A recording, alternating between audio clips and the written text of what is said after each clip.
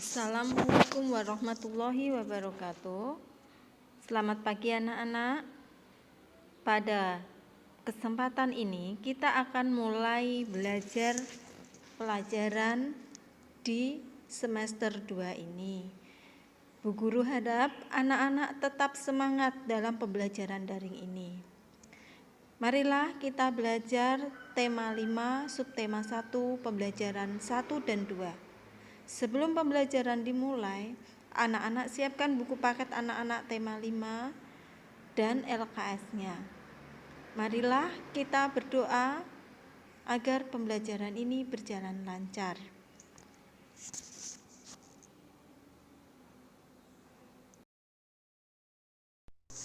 Jam dinding di rumah Beni mati.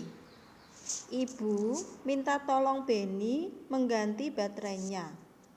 Jam dinding terjatuh saat dijangkau. Beni minta maaf kepada ibunya. Sekarang kalian perhatikan percakapan berikut ini, percakapan permintaan maaf Beni kepada ibunya. Bu Guru akan mencontohkan pembacaan teks dialog ini. Kalian simak ya. Ibu, Beni, coba lihat jam dinding di rumah, Nak. Beni menjawab, "Ya, Bu."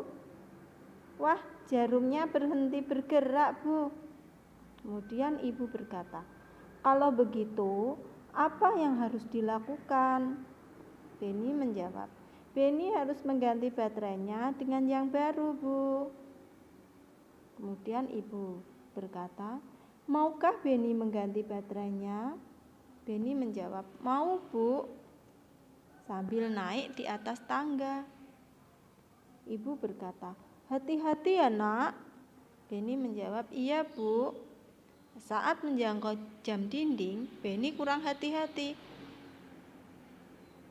"Wah, jamnya retak." Beni berkata, "Maafkan Beni, Bu. Beni kurang hati-hati dalam mengambil jam dinding sehingga jam dinding terjatuh." Ibu berkata, "Ya, Nak, kedepannya Beni harus lebih hati-hati dan tidak perlu tergesa-gesa."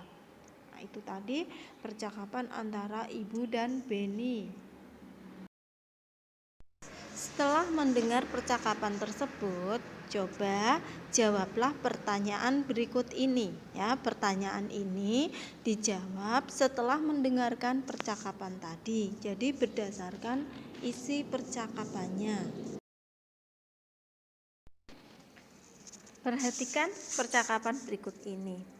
"Maafkan Beni ya, Bu. Beni sudah menjatuhkan jam dinding. Jam dinding rumah menjadi rusak." "Ya, Nak, tidak apa-apa.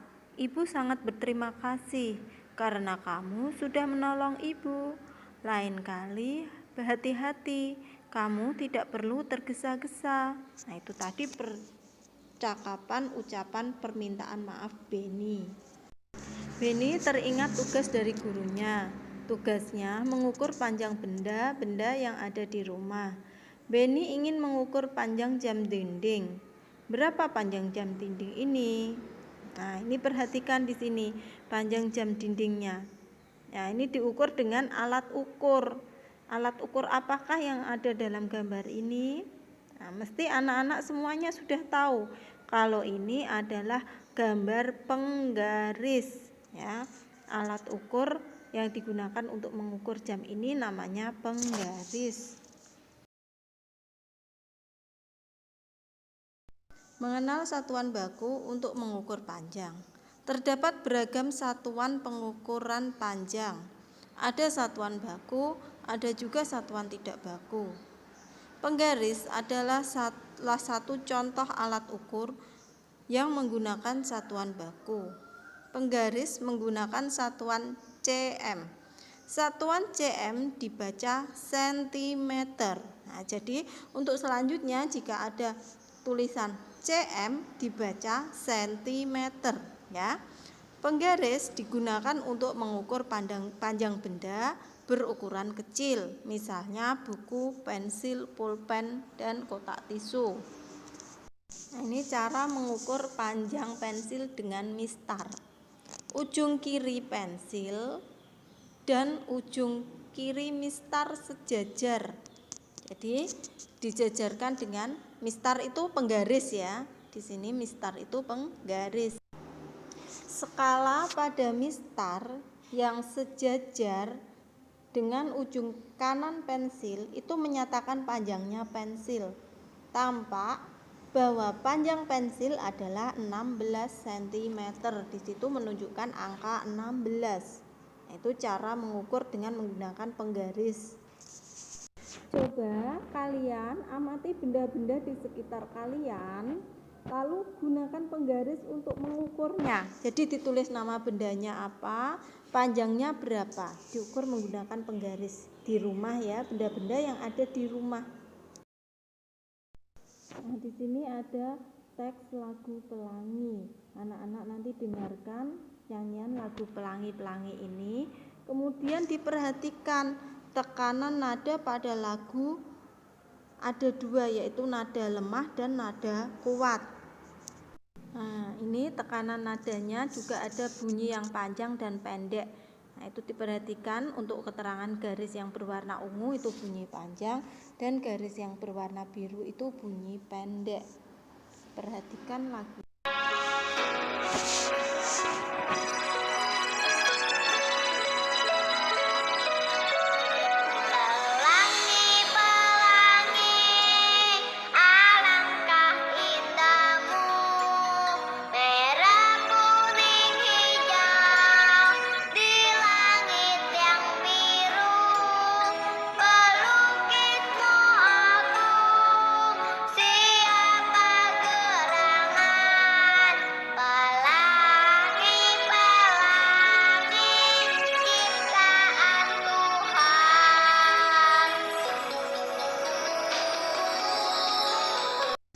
Nah, itu tadi lagu Pelangi-Pelangi ya.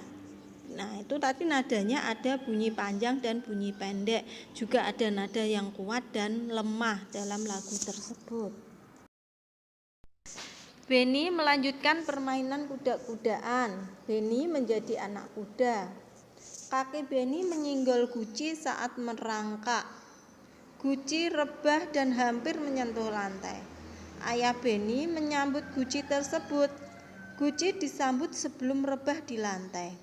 Beni dan ayahnya bersyukur karena Guci disambut dengan cepat. Rasa bersyukur merupakan perilaku yang baik. Perilaku ini sesuai dengan sila pertama Pancasila. Sila pertama Pancasila berbunyi ketuhanan yang Maha Esa. Bersyukur kepada Tuhan menunjukkan ketaatan kita sebagai umat beragama.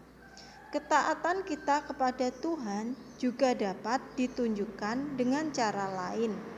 Misalnya, dengan rajin beribadah serta berdoa sebelum dan setelah beraktivitas. Jadi contohnya, sebelum kita makan, kita harus berdoa dulu. Nah, itu contoh kita mengamalkan pengamalan Pancasila, sila yang pertama.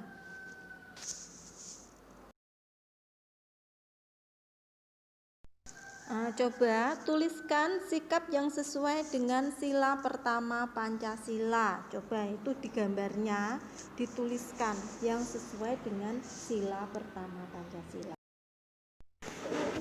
Percakapan berikut, ini percakapan antara Beni dan ayahnya. Ayah, Beni meminta maaf.